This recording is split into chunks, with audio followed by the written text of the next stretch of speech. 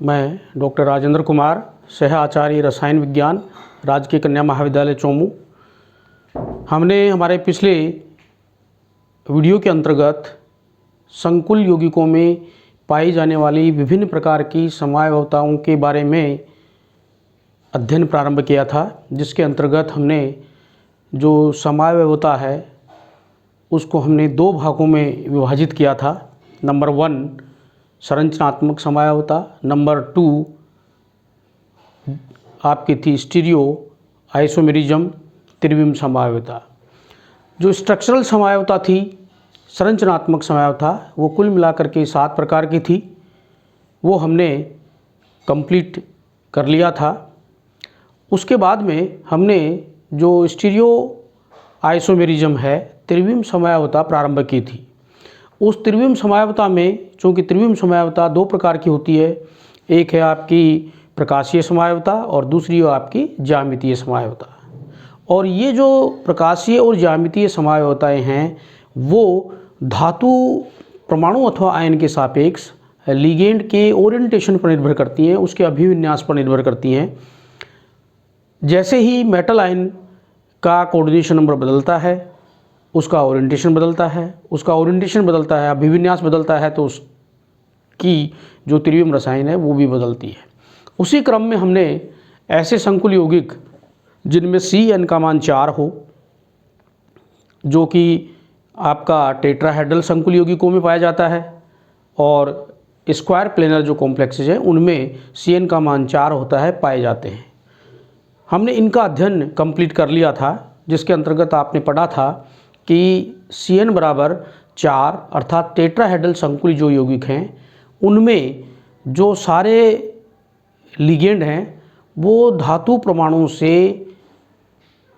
एक निश्चित बंध कोण यानी समान बंध दूरी बंध कोण पर स्थित होते हैं। अर्थात टेट्राहेड्रल संकुल यौगिकों में ज्यामितीय समयावता नहीं पाई जाती है, परंतु यदि उनके अंतर्गत संकुल यौगिकों के साथ जो लिगेंड है वो सारे भिन्न भिन्न हों, तो वहाँ मेटल पर एक कायरल सेंटर उत्पन्न हो जाता है, जिसकी वजह से ये जो 2 समावयवी बना सकते हैं, प्रकाशीय समावयवी D और L कॉन्फ़िगरेशन युक्त। ठीक इसी प्रकार से जो स्क्वायर प्लेनर कॉम्प्लेक्सेस थे उनके अंतर्गत हमने ये पढ़ा कि जो मेटल है उसके सापेक्ष जो लिगेंडों का अभिविन्यास है उसके आधार पर उसके 2 समावयवी सिस व ट्रांस संभव हैं, अर्थात उनके द्वारा ज्यामितीय समयावताएं प्रदर्शित की जा सकती हैं, परंतु उनसे प्रकाशीय समयावता उनमें नहीं पाई जाती हैं। क्यों नहीं पाई जाती हैं ये हमने बताया कि उसका जो प्रतिबिंब है वो हमें प्राप्त नहीं हो पाता है। जो 2 लिगेंड हैं जस्ट सामने हैं वो दिखाई देते हैं, लेकिन पीछे के 2 लिगेंड हमें दर्पण प्रतिबिंब में दिखाई नहीं देते, इसलिए उनके 2 जो प्रकाशीय समावयवी हैं वो संभव नहीं है। उसका एक एक्सेप्शन अपवाद हमने पढ़ा था। आज हम उसी के अंतर्गत पढ़ रहे हैं कि अगर धातु परमाणु की CN का मान 6 हो, अर्थात संकुल यौगिक की ज्यामिति अष्टफलकीय हो, तो उनके द्वारा प्रदर्शित की जाने वाली समयावताएं त्रिविम समयावताएं कौन सी होंगी। तो जैसा कि आपको पता है कि CN बराबर 6 है, तो संकुल यौगिक की ज्यामिति ऑक्टाहेड्रल होगी, और ऑक्टाहेड्रल जो संकुल यौगिक हैं वे दोनों प्रकार की समयावताएं आपकी ज्यामितीय समयावताएं और प्रकाशीय समयावताएं प्रदर्शित करते हैं। तो सबसे पहले हम लेंगे इसमें कि जो ज्यामितीय समयावता है अष्टफलकीय संकुल यौगिकों के द्वारा प्रदर्शित की जाने वाली किस प्रकार से होती हैं, हम उसको कैसे समझाते हैं। तो यहाँ पर सबसे पहले आप यहाँ चलिए कि ज्यामितीय समयावता, तो जो अष्टफलकीय संकुल यौगिक हैं वो विभिन्न प्रकार के होते हैं, अलग अलग प्रकार के होते हैं। तो उनका जो सामान्य फॉर्मूला है, सूत्र है, के आधार पर हम उनको समझा सकते हैं कि किस प्रकार से वो ज्यामितीय समयावता प्रदर्शित करेंगे। तो सबसे पहला जो प्रकार है संकुल यौगिकों का इस प्रकार से कि कॉम्प्लेक्सेज ऑफ MA4X2 टाइप। यहाँ पर इसका अर्थ हमें थोड़ा समझना होगा कि M मेटल है, A4 यानी मेटल के साथ में टोटल 6 लिगेंड जुड़े हुए हैं, और इन 6 में से 4 लिगेंड एक प्रकार के हैं और रिमेनिंग 2 जो लिगेंड हैं वो दूसरे प्रकार के हैं, वो सेम हैं। तो यहाँ पर इसका एग्जाम्पल लिया हमने ये वाला कि कौन सा एग्जाम्पल है, कोबाल्ट के साथ में जुड़े हुए हैं 4 एमीन और Cl2, तो इसका नाम हो गया tetra amine dichloro cobalt third ion, क्योंकि प्लस चार्ज इसके ऊपर जुड़ा हुआ है। तो यहाँ पर इसका नाम क्या हुआ, tetra amine dichloro cobalt third ion cation. यहाँ इसके 2 समावयवी संभव हैं, नंबर 1 तो है आपका सिस समावयवी, नंबर 2 है आपका ट्रांस समावयवी। तो यहाँ आप देखेंगे इसके अंतर्गत चित्र के अंदर कि कोबाल्ट के साथ में कि ये जो Cl है ये निर्धारित करते हैं आपके, क्योंकि इसमें 2 हैं, तो ये यहाँ से इस मेटल से जो आपका केंद्रीय धातु परमाणु है उसके सापेक्ष, क्योंकि ये जो हैं सारे वो आपके एक ही प्लेन के अंतर्गत हैं। इस प्रकार से यहाँ अगर आप देखेंगे तो ये 4 लिगेंड, ये प्लेन है, 4 यहाँ सेंटर के अंदर यहाँ पर आपका मेटल है और इसके 4 कोने हैं, जो 4 कोने 1 2 3 एंड 4, और इसके ऊपर ये Cl है और नीचे इसकी जो दूसरी डायरेक्शन है उसके अंदर NH3 है। तो इस केंद्रीय धातु परमाणु के सापेक्ष इसकी जितने भी लिगेंड है यहाँ से जुड़े हुए, ये जो लेंथ है वो एक समान है, समान दूरी के ऊपर स्थित है। ये यहाँ ये क्योंकि एक दूसरे के विपरीत पोजीशन में नहीं है, इसलिए इसको हम कहेंगे सिस। तो इसका नाम जैसा कि दिया हुआ है, नाम क्या हो जाएगा इसका, यहाँ पूरा नाम लिखेंगे सिस, उसके बाद में सिस टेट्रा एमीन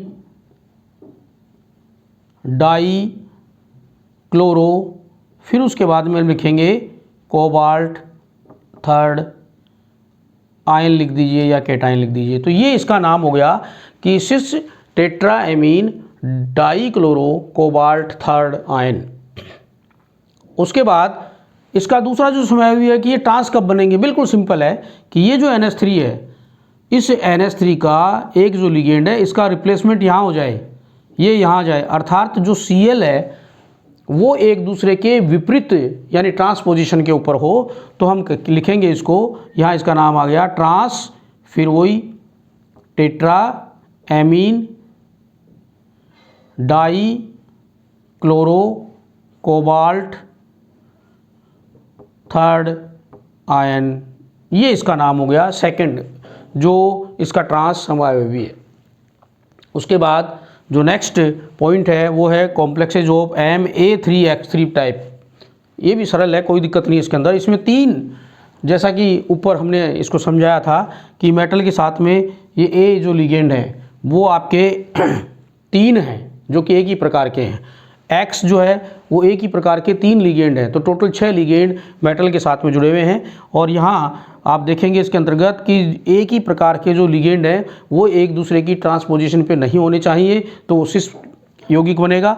तो यहाँ देखिए इसमें कि ये Cl आपके समान दूरी के ऊपर इधर हैं, ये आपके NH3 समान दूरी के ऊपर केंद्रीय धातु परमाणु के साथ में स्थित हैं। तो यहाँ इसका जो नाम होगा वो हो जाएगा सिस, क्योंकि इसमें इस प्रकार से जुड़े हुए हैं सिस। फिर उसके बाद में ट्राई, क्योंकि 3 जुड़े हुए हैं तो ट्राई एमीन, फिर उसके बाद में ट्राई क्लोरो कोबाल्ट, और उसके बाद में थर्ड कोबाल्ट थर्ड, क्योंकि इसके ऊपर आगे कोई आवेश नहीं लिखा हुआ है, ऊपर चार्ज नहीं है, इसलिए इसको लिखेंगे हम cis tri amine tri chloro cobalt third. अब आप इसका दूसरा जो आइसोमर होगा ट्रांस, इसके अंदर देखिए ये जैसे ही हमने इसको एक जो इसका NH3 है इसको आपने रिप्लेस कर दिया यहाँ से, ये जो Cl था ये इधर ले आए, NH3 को यहाँ ले गए, NH3 मैंने केवल यही पोजीशन बताई है बाकी नहीं लिखी है, तो ये एक दूसरे के अपोजिट हो गए, ट्रांस हो गए।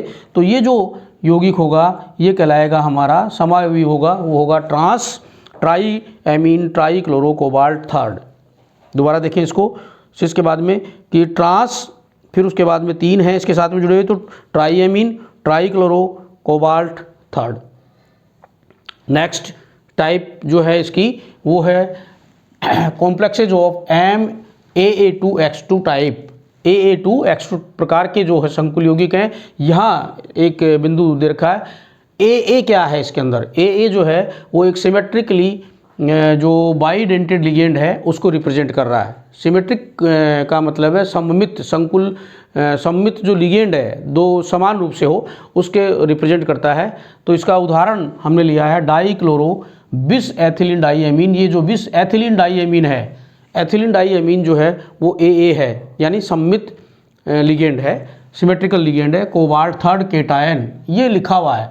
तो इसका जो फॉर्मूला होगा वो क्या होगा अपना, कोबाल्ट एंड En2 और उसके बाद में नेक्स्ट है इसमें Cl2, ये +1 इसके ऊपर चार्ज लिखा हुआ है।